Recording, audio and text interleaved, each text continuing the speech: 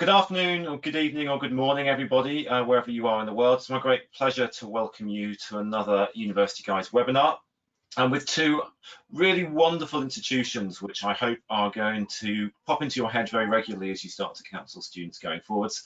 Certainly two institutions that just in the short period of time I've got to learn more about them have made me think that these are places that many students should know about.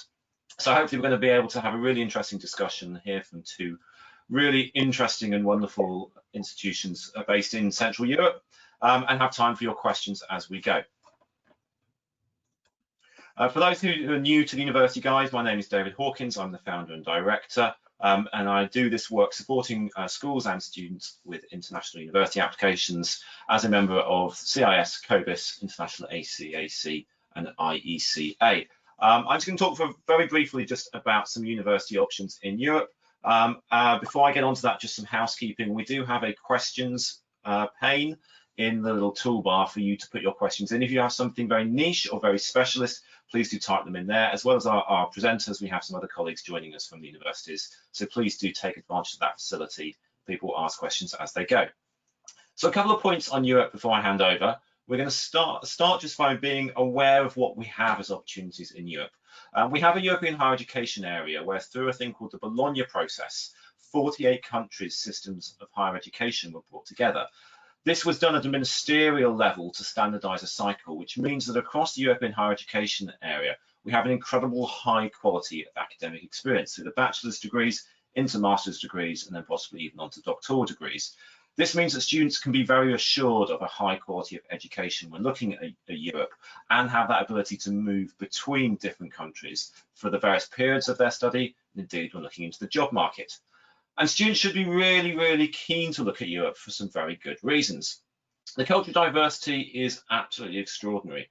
The ability for students, even within a city, let alone a country, to experience such a wide variety of languages, cultures, of music, of academia, really is extraordinary.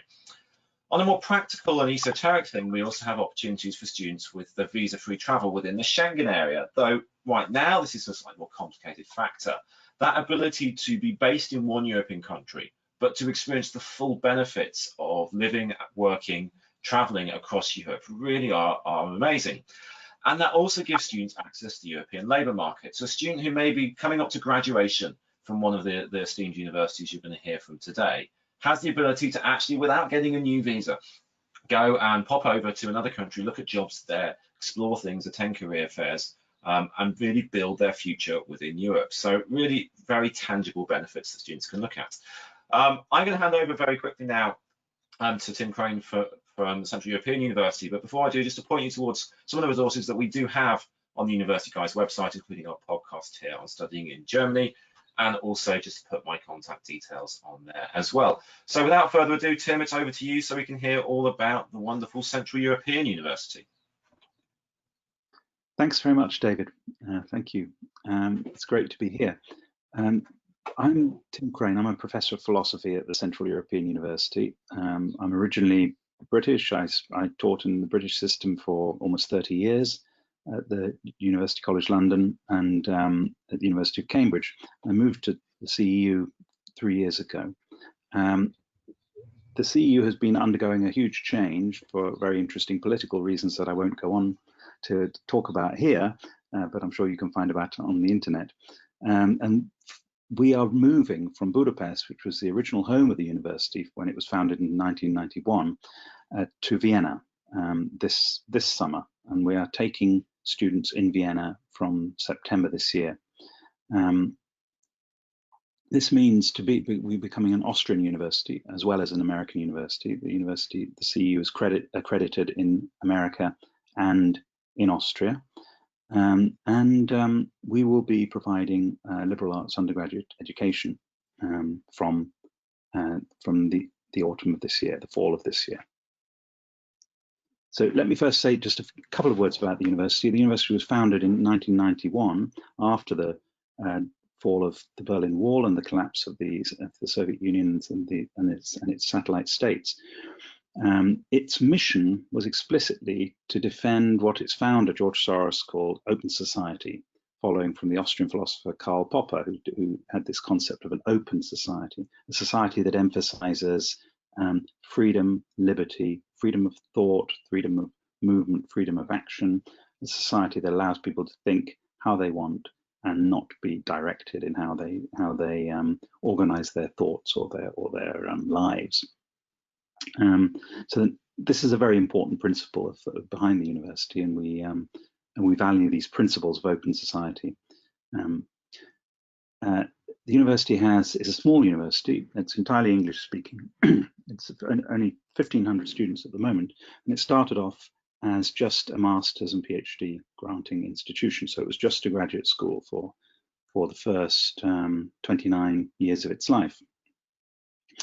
In Austria, we will be giving BA degrees for the first time, and let me go on to say something about that.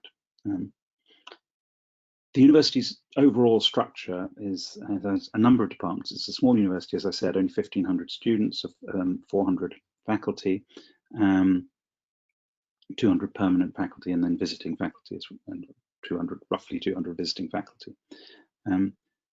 It specializes in social sciences and humanities, in political science, international relations, philosophy, history, but it also has a department of cognitive science, a very strong department of cognitive science, and a department of data science now. Our first BA degrees are aimed to, I suppose, capitalize on the university's strengths, academic strengths, and are both multidisciplinary and interdisciplinary. The two degrees are Philosophy, Politics and Economics, PPE, and Culture, Politics and Society, or we call CPS. As you can see, politics is the common element here, but politics is approached in somewhat different ways in both of these degrees.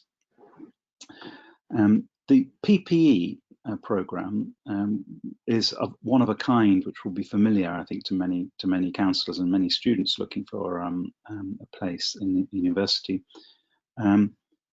The PPE model, Philosophy, Politics and Economics, was created in Oxford about 100 years ago. It's been a very successful program in the UK for many years. Other universities a few decades ago started offering PPE programs in Britain, including Warwick, UCL, York, and other strong universities. And the brand, as it were, took off in the rest of Europe. So there are PPE programs in the Netherlands and in Sweden, and there are also philosophy and economics programs elsewhere in continental Europe. There are PPE programs now in many American universities and in Australia. So the overall product is fairly familiar. What, of course, distinguishes one university from another is the detail about how it delivers that product. The PPE degree we conceive of as a multidisciplinary degree. Distinguishing multidisciplinary from interdisciplinary, we educate students in a number of different disciplines. Of course, then they see questions which belong to the different disciplines and they can investigate them using both disciplines, but the disciplines are pursued separately on separate paths. So in the first year of PPE, all students do an introduction to philosophy, an introduction to economics, and an introduction to politics. And in the second year, they choose 2 of those 3 subjects. In the third year, they can go abroad if they want to. That's part of another, and that's an option which we want to keep open to all our students. So they can go and study in another European university or another English-speaking university, say in the United States or the UK.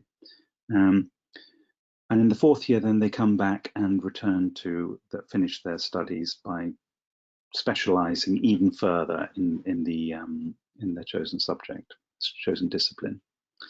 Now, I say fourth year because although we offer a 3-year degree in PP and CPS, we also offer a 4-year degree if the students want that. So the 4-year degree is accredited in America, so that's a US degree. 3-year degree is accredited in Austria, and it's a standard European 3-year BA, as according to the Bologna protocol, as that David mentioned. So the basic idea is you start with all 3 subjects, then you take 2 subjects in the second year, And in the third year, you continue in depth in those two subjects, or you go and study in another university somewhere else. And in the fourth year, you do your independent project if you want to finish in 4 years. If you want to finish in 3 years, you can either spend all 3 years in Austria, or you could spend 1 year abroad and then come back and finish your thesis in Austria. So philosophy, politics, and economics deals with questions about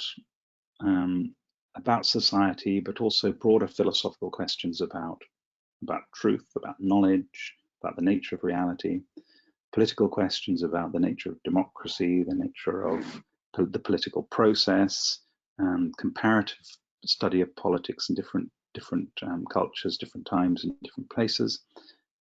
Economics, of course, deals with the general theory of product and how product is obtained and exchanged, and how money is created out of these things. Economics here is studied in a very rigorous and mathematically based way. So there is some requirement or expectation here that the students will have some basic ability at mathematics, just at high school level. But if those who are not mathematically inclined shouldn't be encouraged to go for the philosophy, politics, and economics degree. So that's PPE, and I want to emphasize the fact that the three disciplines are studied at the same time, but in different strands. This is the difference really with the CPS degree, which is a more innovative, genuinely interdisciplinary degree program, which starts with questions rather than disciplines, questions about the nature of the self, the nature of culture, the nature of society, the nature of justice, the nature of gender, the impact of the media on all these things, the way in which human conceptualizations of reality affect politics, the relationship between power and politics, power and knowledge. And this cluster of questions, which we feel needs to be pursued by a variety of disciplines: sociology, anthropology, philosophy, history, literary studies, and any others that can illuminate these questions. So I think that's the important thing to get across to the students if they're interested in the difference between the two CEU BA programs. Philosophy, politics, and economics is a well-established brand, if you like. You know what you're going to get there. You're going to be getting the same kind of thing that you get in the PP degrees in the UK. CPS is a slightly more innovative, and interdisciplinary degree for those interested in broader questions of culture, gender, society, and how they are studied from a sociological, anthropological, cultural point of view. So there's more information about this on our website, but I think this is the main difference between them. The similarity is that CPS also starts with a broad base introduction to the issues in the first year, disciplinary and interdisciplinary issues. And as you move through the program, the more choice comes in. And by culminating in the fourth year, if the students choose to do the fourth year, then they can do their own capstone project, which is understood very, very generally and gives them enormous freedom to pursue their own interests by that stage. So there's a similarity in structure, but the main difference is multidisciplinary versus interdisciplinary. I think it's probably worth saying at this point that what we see as a distinctive selling point of CEU in Vienna is that we're not the only English language institution in Central Europe, and we're not the only university that's offering English language degrees, but CEU is a high-profile research institution. It has an enormous success in acquiring European Research Council grants. It's had millions of euros in the last 10 years or so of European research funding. Research is at the center of the university's mission, and what we want to do is to recreate the world of the best universities in Britain and the US, where the people who do the research also teach the undergraduates. What we're offering here is something very different from what's offered in most German-speaking universities, and I'm sure this is true of Bard too. The Bard is offering something very different too, because we're offering individual attention to students. Our incoming class this year for the 2 degrees is 50 students, roughly 25 on each. Of course, we're unsure about the numbers, partly because of the COVID situation, but we're aiming for. We've accepted that number of students, and we're expecting to get between 20 and 25 on each program. These students will have a very, very individual experience, a very individually tailored educational experience. They will be taught in small groups by some experts in the field. So people say to us, well, education in Austria is free. Higher education in Austria is free. You don't have to pay a penny to go to the University of Vienna. Why would you come to CEU and pay what CEU is charging, which for the initial year is 5,000 euros a year?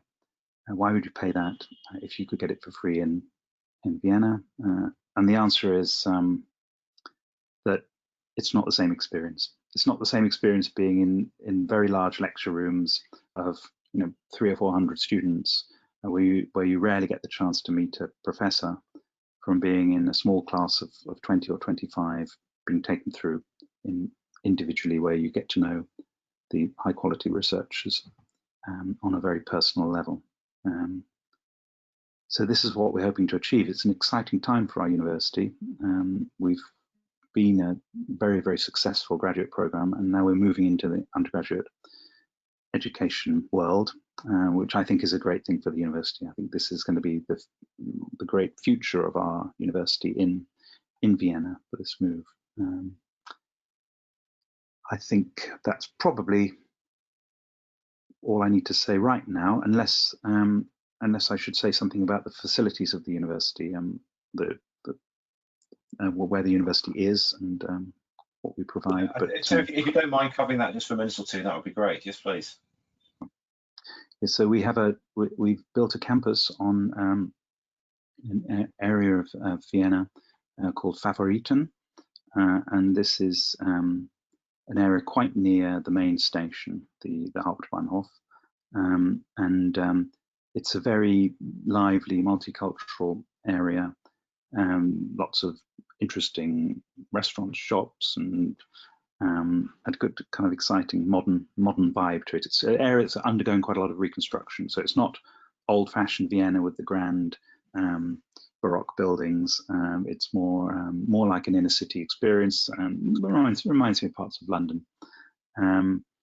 The campus is a large reconstructed glass building, and the student accommodation is provided for undergraduates. Public transport in Vienna is better than I've seen in any city in my life. It's cheap, it's efficient, it's clean, it just works. You can get, if you live in Vienna, it costs €1 a day to go on the whole public transport system. Healthcare in Vienna is exceptionally good. The quality of life is very high. It's different from Budapest. Many of our students love living in Budapest. Budapest is an exciting city. It's a beautiful city, very edgy city. I don't think anyone would say Vienna was edgy. Vienna is safe. It's clean. It's wholesome. It's all around excellent. But I think that may be a feature that appeals to parents, I must say. If my children were going to university, I'd want them to go to university in Vienna, certainly. Excellent. Thank you, Tim. Appreciate that overview, and having heard Andrea, who's also lurking in the background, talk about CEU, I think it's an option that will appeal to many students, either students listening in and indeed the students who are working with our many councillors who've joined us. If you do have specific questions about CEU and some of the things that Tim has covered, please do type those into the questions pane. Both Tim and Andrea have access to that, so if there's anything particularly specialist, they can come to that. I do also have the questions that were pre-submitted, which we'll get to at the end. Okay, so we're going to move one country north. We're going to hop up from Austria to Germany. I'm going to hand over to Stephanie and Catherine, who I think are going to share a screen so we can learn about Bard College Berlin. So Stephanie, over to you. Yeah, thanks very much. I'm going to attempt to share my screen here and see what happens. Oh.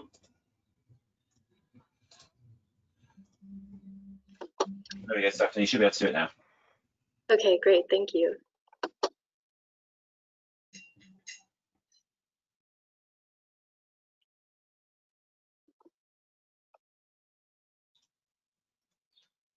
Are you able to see my screen now? We can, yes. If you just want to make it full screen, it's there, Stephanie.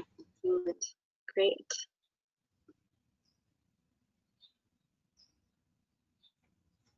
There we go.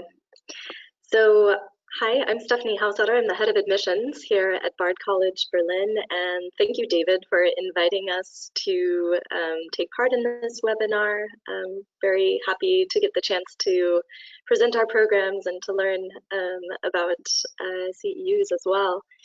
Bard College Berlin is a small, private, German-American liberal arts college with a focus on the humanities and social sciences located in Berlin, Germany.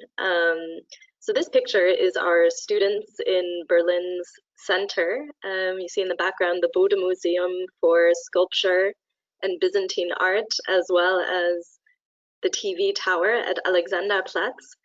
Our campus is not in the city center. It is located in the northeast part of Berlin. So from where you see the students standing in this picture, it would take roughly 30 minutes on public transport to get out to our campus. It's a quiet residential area. Just a quick look at what I want to take you through today. I'm joined by Catherine Toll, the Dean of our college, and she is going to take us through the academic programs. I will, in the first 10 minutes or so, cover some basic facts about the college, our students, a few really basic notes about our academic calendar, the application process, deadlines, financial aid and scholarships, our residential life and student services, as well as civic engagement. And then Catherine will go over in detail our academic programs and some examples of what our alumni are up to. So I like to start off because Bard College Berlin has a different origin story than many American colleges abroad. It wasn't that Bard College in New York State was just sort of looking for an attractive location for a European campus.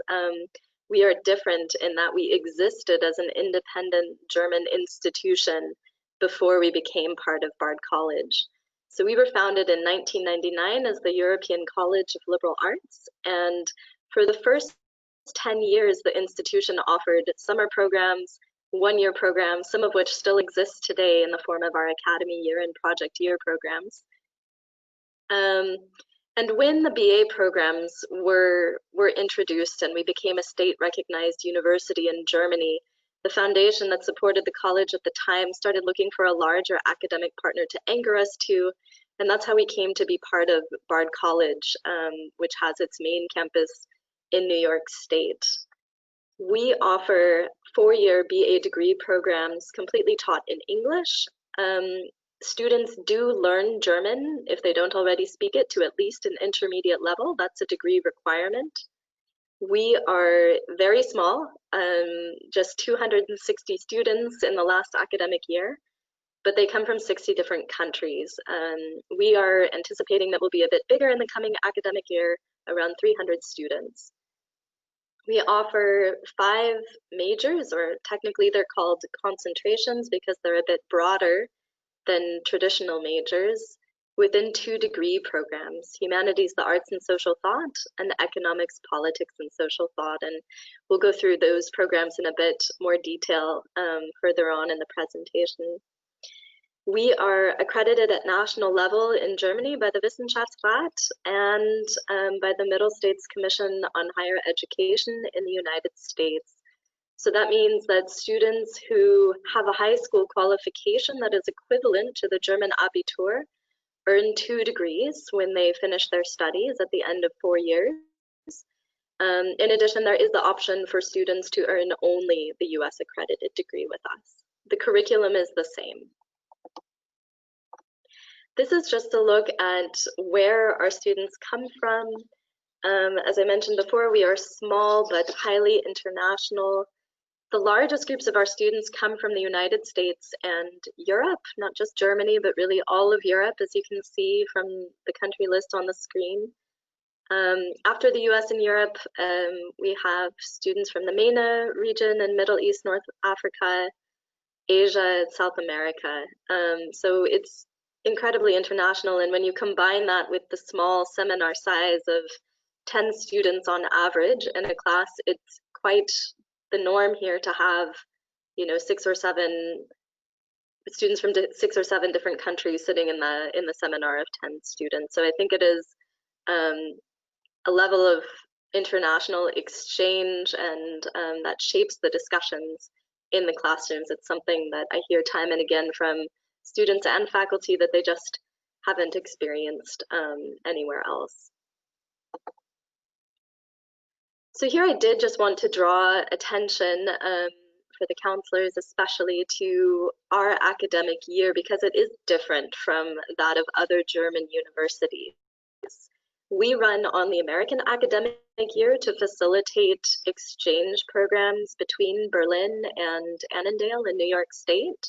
So that means, as is typical in the US, our fall semester starts at the end of August and runs until just before Christmas. The spring semester starts at the end of January and runs until mid-May.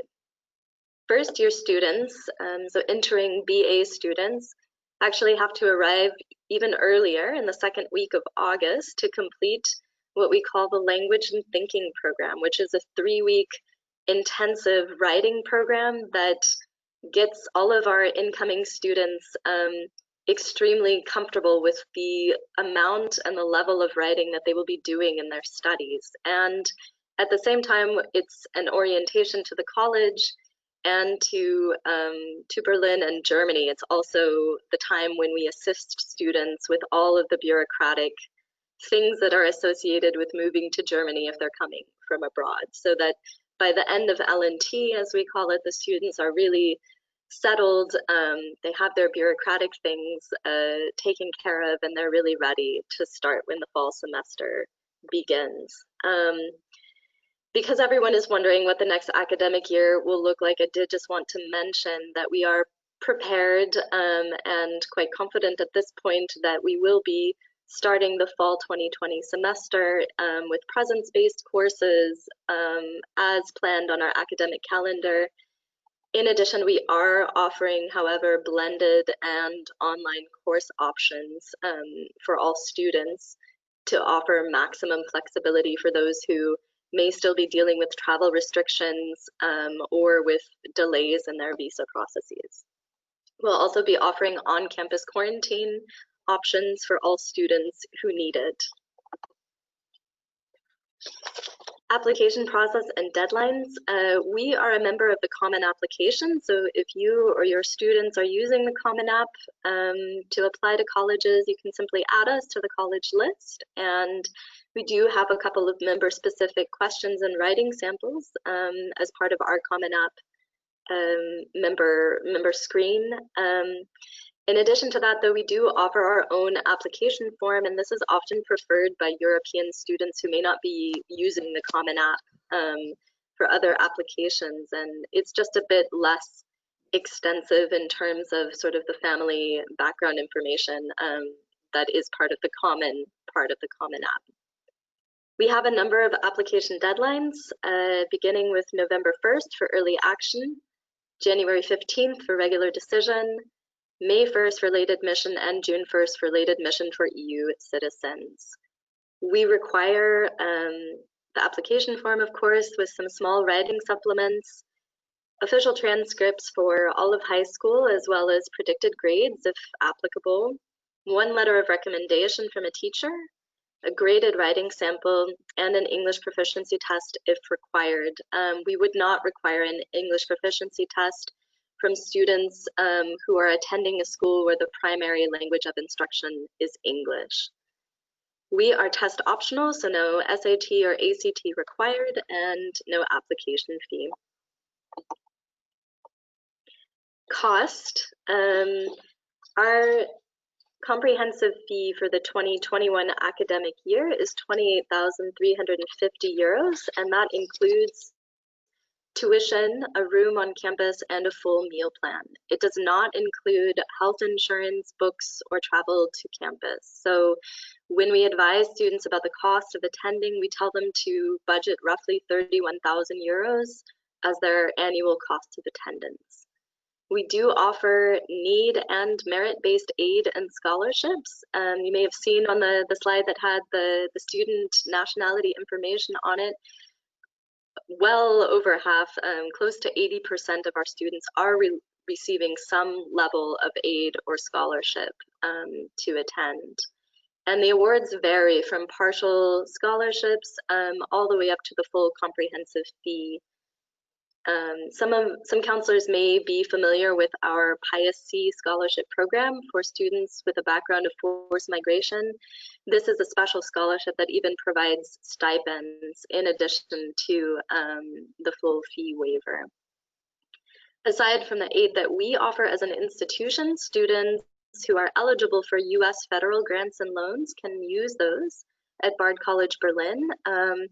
And for several European countries as well, we are approved for government loan programs such as BAföG in Germany or a few other programs in Scandinavia. We offer a lot of different scholarships, and I've just thrown the link to the list up there, but we have scholarships for first-generation students, for students who are doing the AP capstone program, scholarships for distinction in the academic areas we offer, as well as a scholarship for voluntary engagement for students who have done a gap year where they completed a year of voluntary service. So again, the link to the full list is there. Just briefly on residential life and student services, all of our students live on campus for their first 2 years of study. We're a fully residential college. We have 4 residence halls on campus currently, and there are 2 more being built and scheduled to open in fall of 2021. These are a mix of pre-war apartment buildings, which is what you see in the picture here with the wooden floors and the high ceilings, typical of Berlin, and some more sort of dormitory type buildings. From 2021, the bulk of the housing will be apartment style with shared kitchens and bathrooms, and then individual or double rooms going off of the common space. As I said before, we're located in a bit of a suburban part of the city in a very safe, green residential neighborhood that is actually very sought after at the moment. So it's a really nice place for our students to live, but it's well connected to the rest of the city. We have a direct tram line that goes straight to the city center.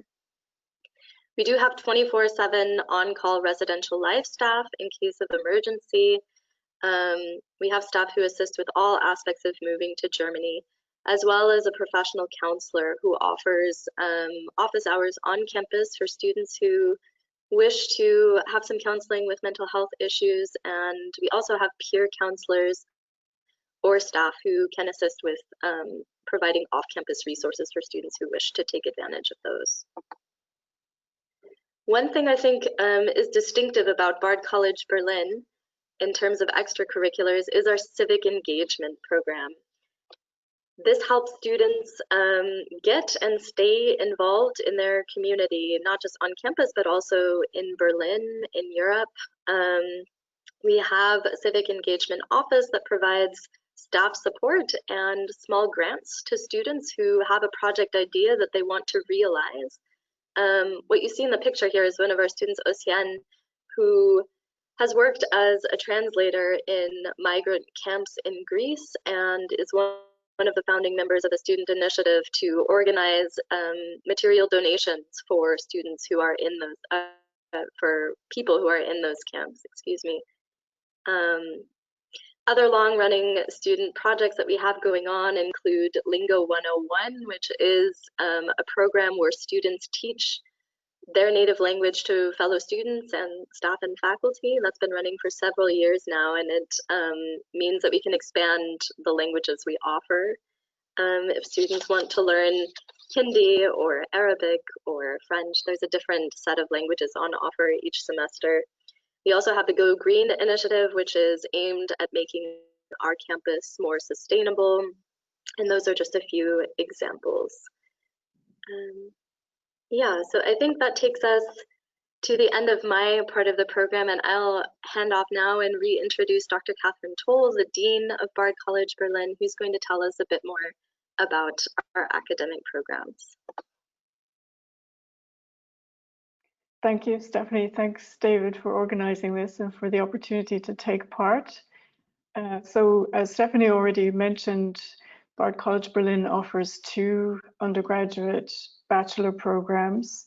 The first one you see here is Bard's version of PPE. It's not quite PPE. What the distinguishing feature is this element that you see in the title, social thought.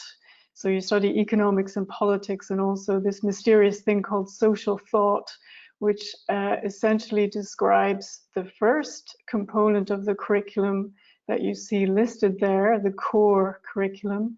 And that is fundamentally a program in intellectual history. It's historical in structure. It goes from the ancient Greeks to modernism. But the other purpose of the program, besides giving you an introduction to intellectual and cultural history, a comprehensive one, is to examine the origins of the academic disciplines themselves. So rather than introducing the various disciplines through a series of introductory courses, as often happens in the PPE programs, what we're doing here is looking at the kinds of questions and problems that gave rise to the disciplines of the humanities and the social sciences.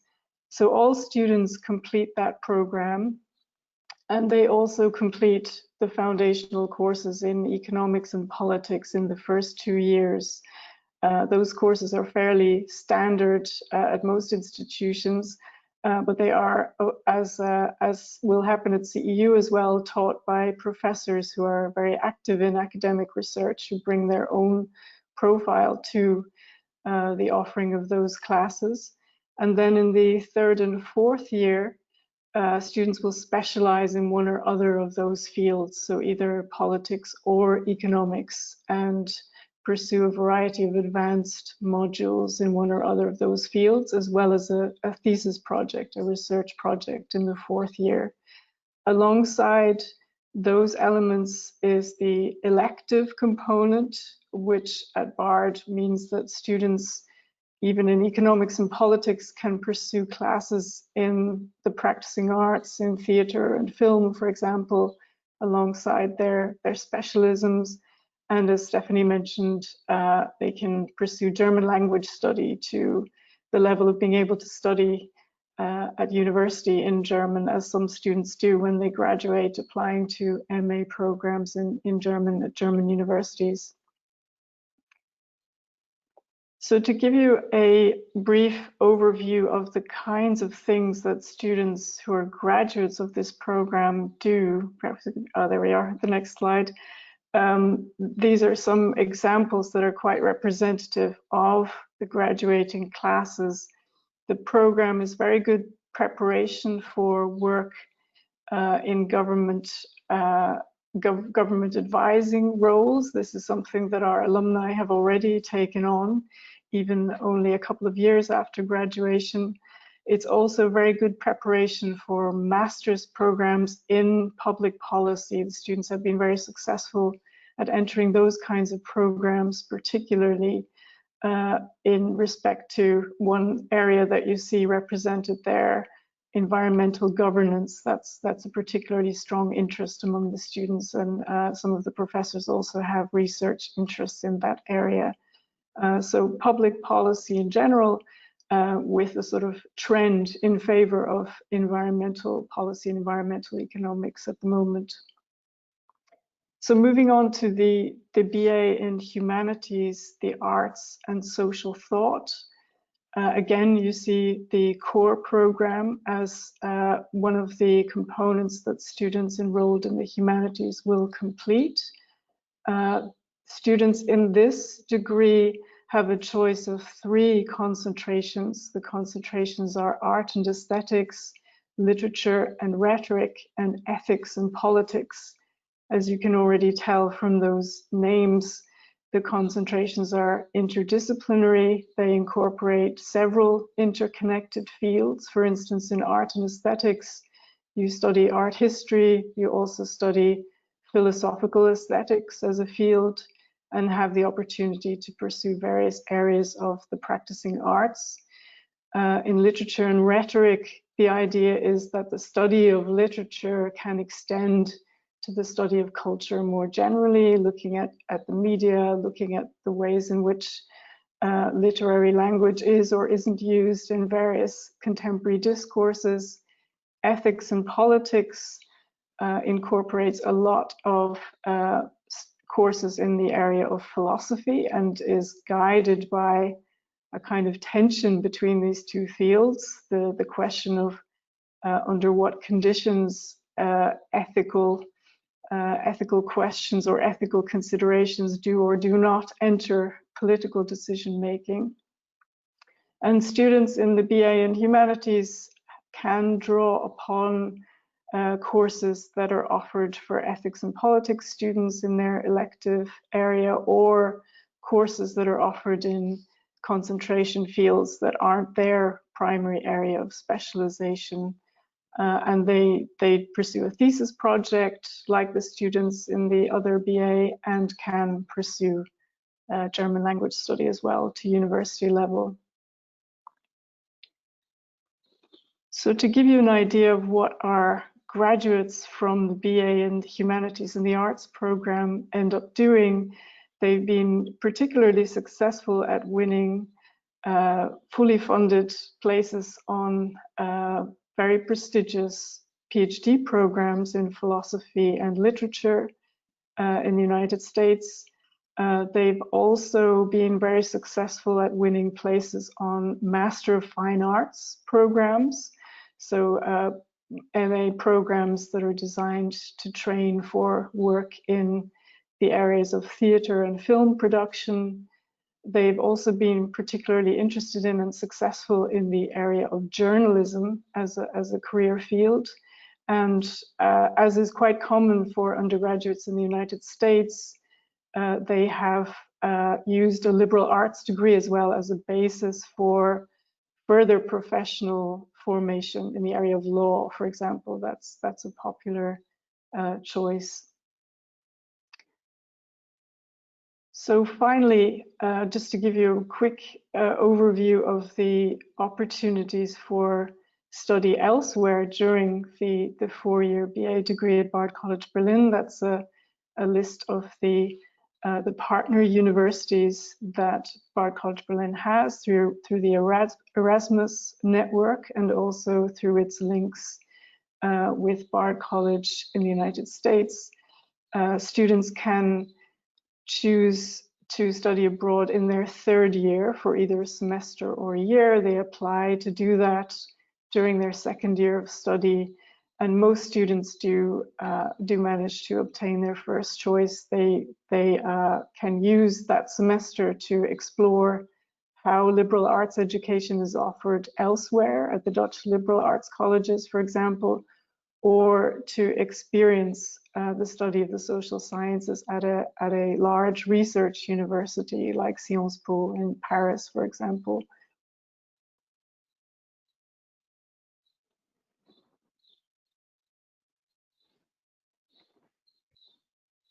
I think that's our last slide, but I'm not sure.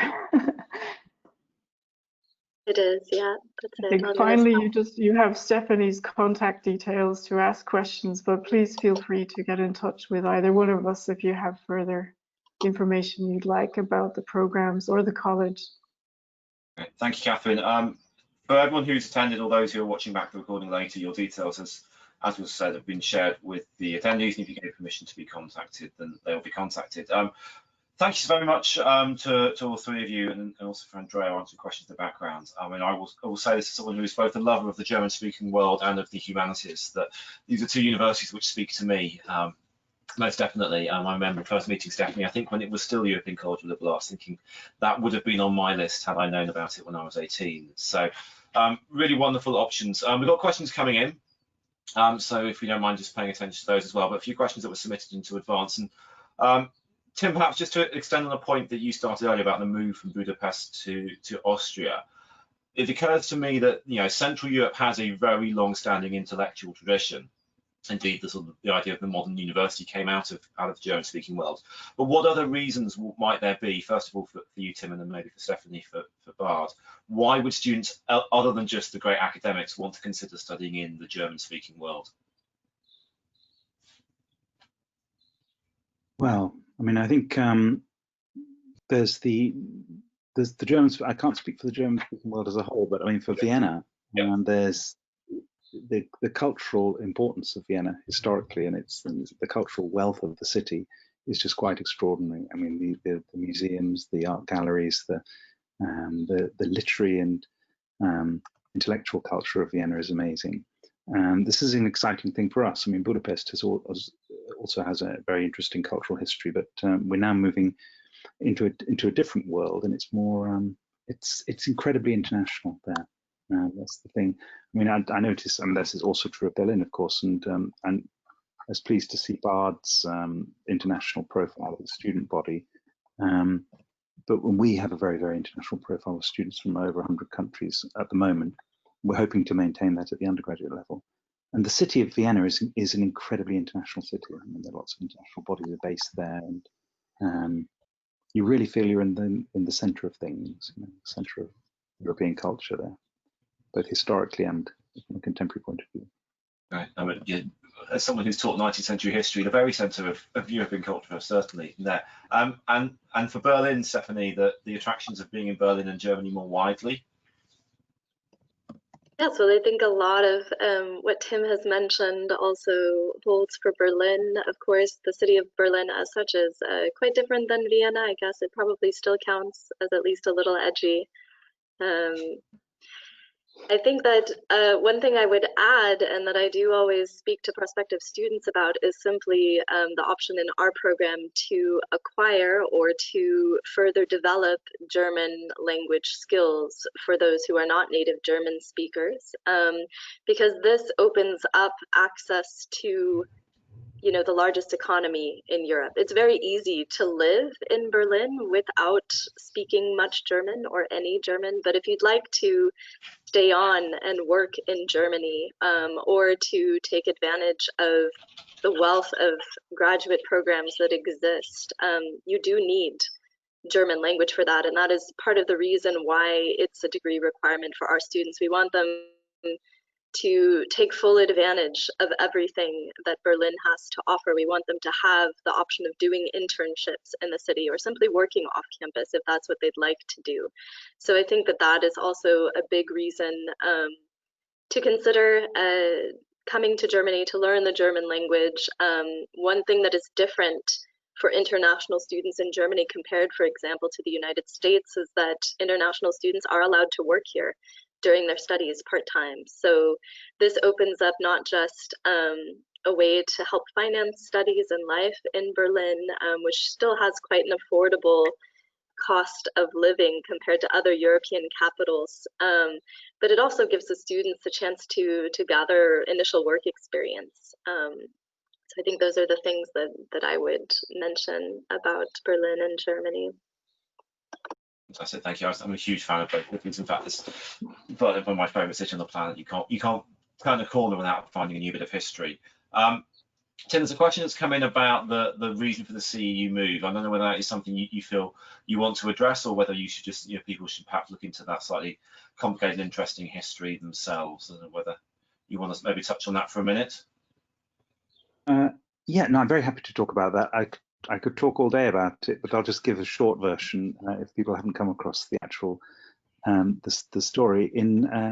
At the end of 2016, the Hungarian government of Viktor Orban and his Fidesz party declared that George Soros was the enemy of Hungary.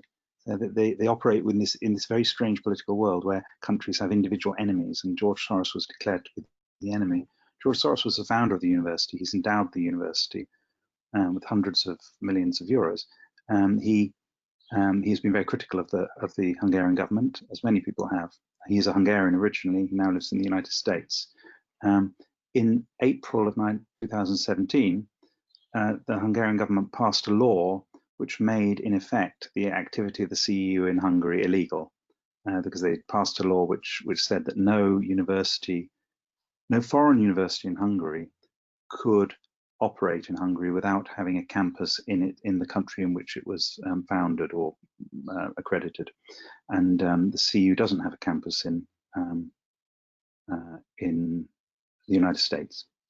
The CEU is the only university in Hungary, the only foreign university which doesn't have a campus in its own home of accreditation. So this was clearly a deliberate attack on the CEU. And despite the CEU trying to take steps to compromise with the government, try and meet the requirement of the law, Viktor Orban, the Prime Minister, declined to sign the agreement that his own government made with us to express this compromise. And so this is a deliberate political attack on the institution and its founder because of the criticisms that the founder has brought against Orban and his government. And it's an international scandal. It's a disgrace. It's a shame upon this country. It's a piece of self-harm for Hungary that they're removing this very high quality institution from their own country. It'll do the country a lot of damage. And it's very disappointing that the European Union has been able to do nothing about it. But fortunately, we've been able to. We were welcomed by Austria and by the city of Vienna with open arms. They've been very generous to us, and so we found ourselves a new home in Vienna. And that's the short story. There's a long and detailed story which is very fascinating. Yeah. There is indeed, and I would say for those who may be coming new to BARD and new to Central European universities, very worth looking into the histories of those universities, both European College of Liberal Arts, but BARD's also the home campus in New York, which is a fascinating university with a very long intellectual tradition. And the CEU, though new to the bachelor's world, with extraordinarily high reputation in the master's world. In fact, a very well-known person in our world, Denise Nyhouse from University College Roosevelt, is herself a graduate of the CEU. And so there are huge numbers of very impressive people coming out of both universities. From that, the very highfalutin and powerful political things to the kind of more esoteric. We ask about entry requirements. This is something that all councillors want to know about. Stephanie, if we come to you just very briefly, what sort of profile of students are you looking for when they start to consider BARD? Well, what we're looking for, BARD is an institution that likes to give students a chance, and that's why we have a holistic admissions process, meaning that we consider grades, academic writing skill. That's why we ask for the graded writing sample.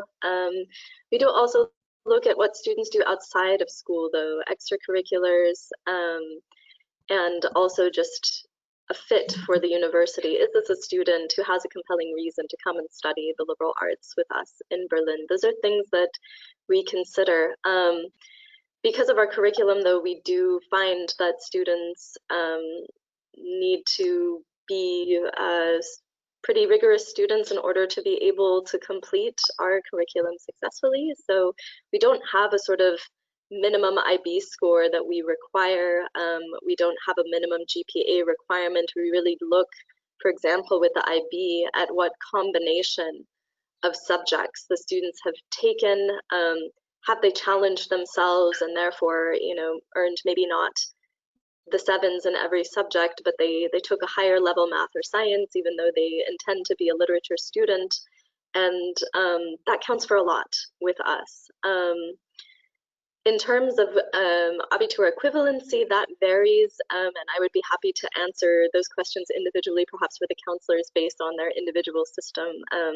They should feel free to send me an email about that. That gets quite detailed. The joys of the Abitur equivalency, and in Austria we don't have to deal with that issue. Tim, I don't know whether Andrea might maybe want to step in. What are you kind of academic profile of students are you looking for? Yes, I think, well, Andy, please, you should say.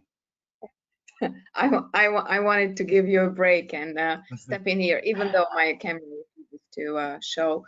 So yes, CEU is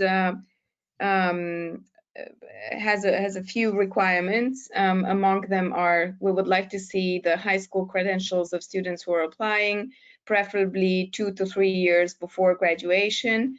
In the first year, we are in the first cycle, and although we do require that everyone graduates from a high school, at the time of the application, we will not be looking at your abitur or final exams, because you will not have them ready yet. So your application will be evaluated based upon your grades and the rigor of your curriculum in high school. For PPE, we are looking for a bit of a higher than average ability in mathematics, just because there's the economics component there, which is compulsory for everybody. But just overall, we are looking to forward to students who are just strong academically across the board and have a genuine intellectual curiosity in them towards the world, and are engaged with certain, not everything, but certain issues or topics. They can demonstrate that through their essay. Both the CPS and the PPE require that students submit an application essay. There's a short instruction on the website regarding that. And then, of course, those whose first language is not English would have to submit some kind of proof of English language proficiency. There are many details of how you can do that on our website.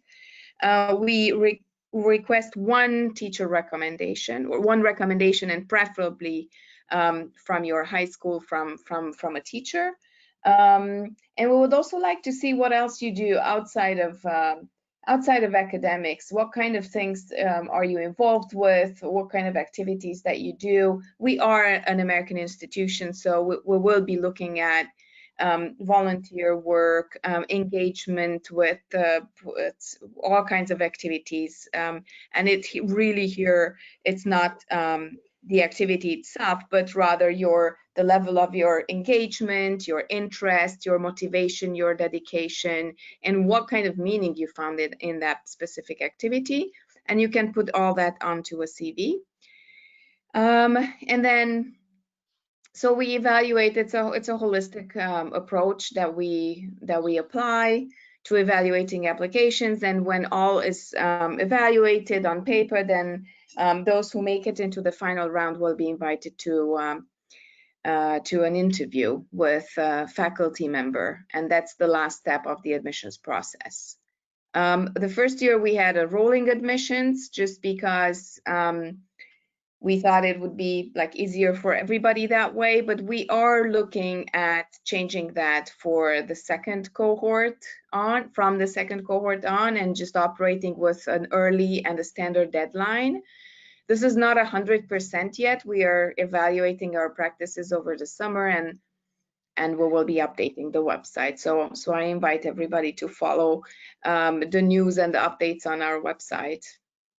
I hope I didn't miss anything. Is that right, Tim? Very comprehensive, Andrea. And probably just saying, you'll see a nod from Stephanie, Catherine, that at BARD there is also an interview that comes at the last stage of the process, as well, as far as I understand. It's not a required part of our application process, but we do invite students who are being considered for a scholarship. They have a faculty interview. Great, fantastic, thank you. Well, we've just hit 2 o'clock UK time, 3 o'clock Central European time, so it behooves me to bring things to a close. I will add to everything that you've heard, wonderful things here, that as well as all those admissions requirements, these are 2 universities which are for students who think. And having had a student who went through the process this year for BARD, and who I kicked myself, who probably should have gone through the process for CEU as well, was definitely a very deep thinker about his place in the world. And that is the sort of student I think is going to excel at these universities, and not just within the wonderful academic programs, but also the culture and the access to the museums and the cultural hinterland in both cities and the continent. So I'm deeply grateful to Andrea, to Tim, to Stephanie and Catherine for hopefully illuminating these these two institutions. We've had some wonderful councils on the call, so thank you very much for joining them. I very much hope that more students will fall in love with these programs and with these cities and with these universities as we go ahead. So good luck to Tim and Andy with the move and everything else. Stephanie and Catherine, I hope that life in Germany continues to go back to normal. I do very much appreciate your time, and thank you everyone for joining us. Thank you. Thanks very much. Thank you. Thank you, everyone. So we'll be back soon, later on the week, for another webinar on studying in Ireland. If you haven't come across that, please go to universityguys.com/live to register. And so I wish everyone a very good afternoon. Thank you. Thanks very much. Bye.